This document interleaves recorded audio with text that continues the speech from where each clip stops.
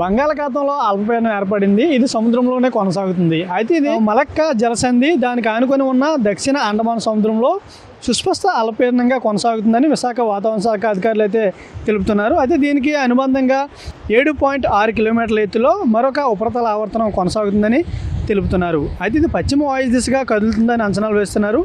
November 24వ తేదీన ఇది వాయుగుండంగా మారే అవకాశం ఉందని అంటున్నారు. అయితే వాయుగుండంగా మారిన తర్వాత తుఫాన్గా మారుతుంది. దీని ప్రభావంతో ఏపీలో విస్తారంగా వర్షాలు పడతాయని చెప్తున్నారు. అయితే ఇది నవంబరు 27, 28, 29 తేదీల్లో దక్షిణ కోస్తా జిల్లాలకు అక్కడక్కడ తేలికపాటి మరికొన్ని చోట్ల భారీ వర్షాలు కురిసే అవకాశం ఉందని అంచనాలు వేస్తున్నారు. అయితే ఉత్తర కోస్తాకు సంబంధించి నవంబర్ 28, 29 తేదీల్లో జిల్లాలంటిలో కూడా అక్కడక్కడ భారీ వర్షాలు మరికొన్ని చోట్ల తేలికపాటి వర్షాలు కురిసే అవకాశం ఉందని అంచనాలు వేస్తున్నారు. 30 నాటికి తీవ్ర తుఫానుగా మారుతుంది. అయితే ఉత్తరాంధ్రలో భారీగా వర్షాలు కురిసే అవకాశం ఉందని అంచనాలు వేస్తున్నారు. అయితే ప్రకాశం, నెల్లూరు, కడప, అన్నమయ్య, చిత్తూరు, తిరుపతి జిల్లాలో అయితే భారీ వర్షాలు కురిసే అవకాశం ఉందని అంచనాలు వేస్తున్నారు. అయితే దీని ప్రభావంతో అధికంగా గాలులు వీస్తాయి.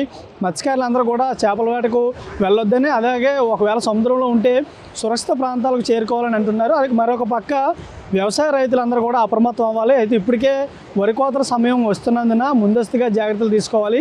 తుఫాను వచ్చిన తర్వాత కాకుండా ముందుగానే జాగ్రత్తలు తీసుకుంటే వారి యొక్క పంటను కాపాడుకోవచ్చు అంటున్నారు. ఒకవేళ తడిస్తే తగు జాగ్రత్తలు తీసుకోవాలంటూ కూడా చెప్తున్నారు. ఇది ఇక్కడ పరిస్థితి. Over to studio.